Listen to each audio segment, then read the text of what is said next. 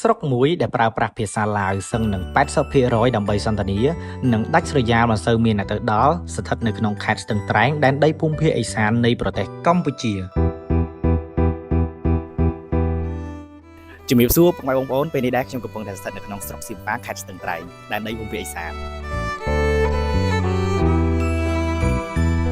ថ្ងៃនេះខ្ញុំនឹងនាំពុកម៉ែបងប្អូនទៅស្វែងយល់ភាពតាក់ទាញនិងអាចកំបាំងទាំងការរស់នៅវប្បធម៌នៃស្រុកមួយនេះ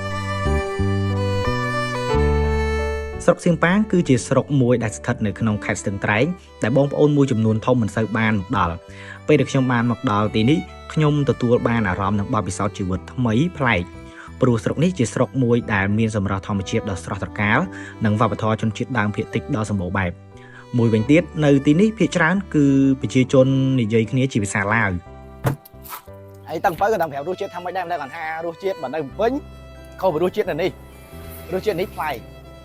ไปเลยเด้อแล้วขอบใจหลายនៅតំបន់នេះ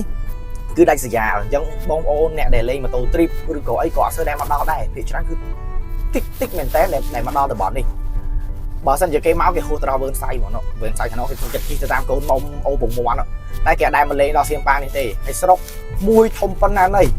ប៉ុន្តែឆ្ងាយចូលល្បាក់500គីឡូជាងពីភ្នំពេញមកអញ្ចឹងបើក្នុងការធ្វើដំណើរ500គីឡូជាងនេះយើងងើបពីភ្នំពេញម៉ោង7ព្រឹកអាចនឹងម៉ោង5ឬក៏ម៉ោង4ល្ងាចបានយើងមកដល់អាហ្នឹងចំពោះឡានដែលយើងជិះធម្មតាតែបើឡានឈ្នួលអាហ្នឹងគេច្បាស់អត់ដឹងទេផ្លូវរៀងយ៉ាប់ដែរចូលមកពីខាងដុំគីឡូយ៉ាប់ប្រហែលជា50-60គីឡូ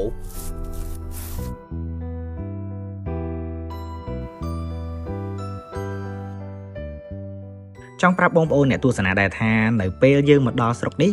យើងនឹងឃើញមានទន្លេមួយដែលមានឈ្មោះថាទន្លេសេកុងយើងអាចអង្គុយគយគន់មើលថ្ងៃរះពេលព្រឹកព្រលឹមមើលសូរិយាអស្តង្គតនៅពេលល្ងាចនិងទេសភាពទឹកទន្លេសេកុងដ៏ស្រស់ស្អាតជាមួយនឹងជីវៈចម្រុះនានាដូចជាសត្វកុកក្រសាថ្មាតនិងសត្វដទៃទៀតសូមបញ្ជាក់ដែរថាទន្លេនេះគឺហូរពីប្រទេសឡាវឆ្លងកាត់ស្រុកនេះហើយចាក់ចូលទឹកទន្លេមេគង្គទន្លេនេះដើរតួយ៉ាងសំខាន់សម្រាប់ជីវភាពប្រជាជនក្នុងតំបន់នេះដូចជាការនេសាទនិងកសិកម្មជាដើម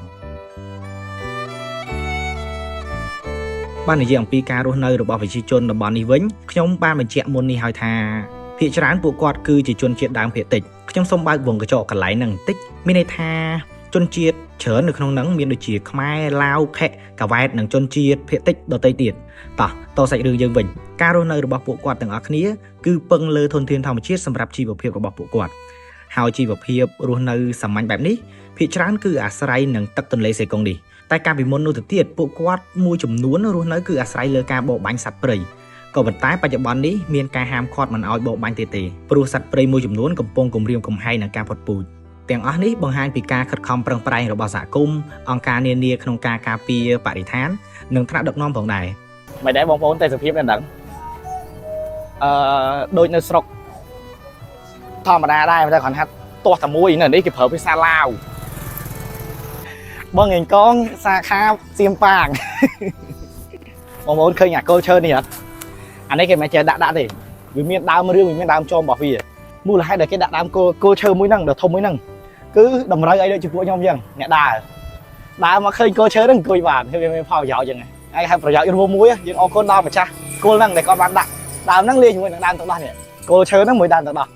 ដល់ពេលគាត់ដាក់ចឹងទៅខ្ញុំអង្គុយមកខ្ញុំដើរក្តៅបាច់យឺស្រាក់ខ្ញុំអង្គុយមកវាត្រជាក់ស្រួលហើយគយគុណជាមួយទេសភាពដងទន្លេវា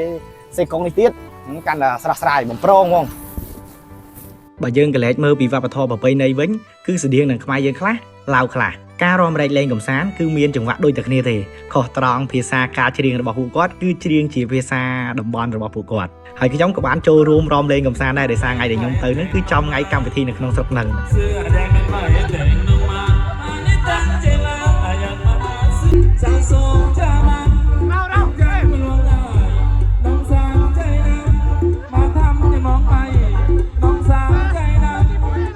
បើមុខម្ហូបពេញនិយមនៅទីនេះដែលខ្ញុំទៅលើកណាក៏ជួបនោះគឺចំណាងនិងភីភី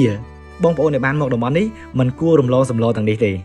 តែអ្វីដែលខ្ញុំប្លែកទៀតនោះគឺមានសម្លមួយប្រភេទនោះគេយកស្លែបាតត្រពាំងមកកច្រាំដើម្បីស្លតាមកោកាន់ស្លែបាតត្រពាំងនេះគ្រឿងគេ Nghe có นึกthấy cái nữa នេះគ្រឿង สล้อបងสล้อឆ្លាយហ៎ ô sổ sai à ខ្ញុំអត់បានសាកមុខម្ហូបហ្នឹងទេប៉ុន្តែខ្ញុំដើរទៅជួបគាត់ដែលចៃដន្យគាត់កំពុងធ្វើម្ហូបហ្នឹងហើយខ្ញុំក៏បានសួរនាំគាត់ទៅហើយគេធ្វើនេះទៀតសោតគឺធ្វើច្រើនមួយឆ្នាំងធំធ្វើឲ្យចែកមកភូមិតែម្ដង ស្រុកសៀមប៉ាងគឺជាកន្លែងដ៏អស្ចារ្យដែលយើងទាំងអស់គ្នាគួរមកលេងព្រោះពិតជាស្រស់ស្អាតបែបធម្មជាតិមានវប្បធម៌ប្លែកៗនិងធ្វើឲ្យអ្នកទេសចរចាប់អារម្មណ៍ខ្លាំងមែនទែនសម្រាប់បងប្អូនដែលចូលចិត្តដើរលេងកម្សាន្តនិងភ្លក់រសជាតិជីវិតបែបថ្មីៗអាចមកតំបន់នេះបានខ្ញុំសង្ឃឹមថាបងប្អូននឹងរីករាយជាមួយនឹងវីដេអូរបស់ខ្ញុំមួយនេះសូមអរគុណសម្រាប់ការទស្សនា